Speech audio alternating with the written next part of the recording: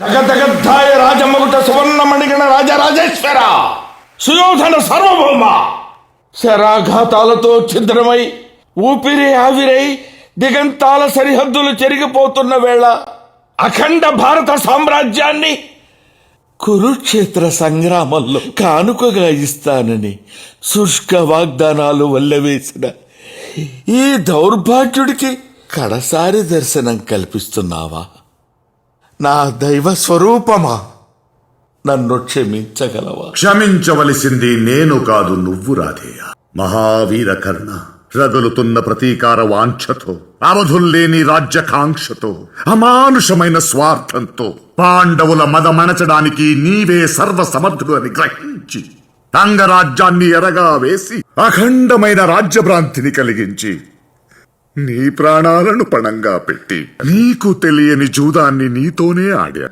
స్నేహమనే ముసుగులో ద్రోహం చేసిన అపరాధ భావం అగ్నిజ్వాలలా నన్ను దహించి వేస్తూ క్షమించవలసింది నేను కాదు, నువ్వు రాధేయ. నువ్వు అపురూప ఆదరణ కల్పి అపరాధ భావం అంటావేంటి మిత్రమా? నీ ఔన్నత్యం అన్యులకి సాధ్యమా?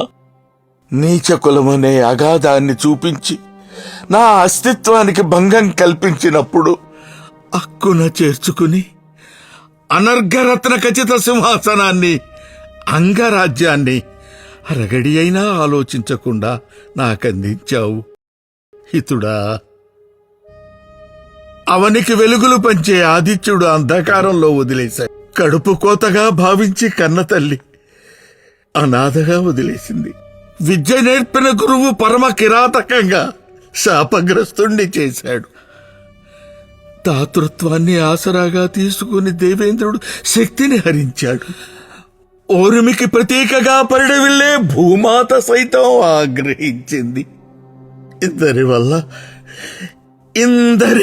శక్తిహీనుడనై నీకిచ్చిన వాగ్దానాన్ని నిలబెట్టుకోలేకపోయాను మిత్రమా.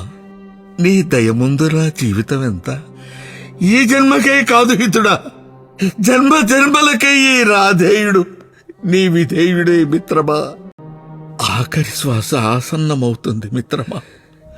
నీ ఒడిలో తలవాల్చడం పూర్వజన్మలో నేను చేసుకున్న సుకృతం మిత్రమా. వీడ్కోలు మిత్రమా, వీడ్కోలు. జయ హో అఖండ సామ్రాజ్యాధిపతి, జయ హో అఖండ సామ్రాజ్యాధిపతి, జయ హో.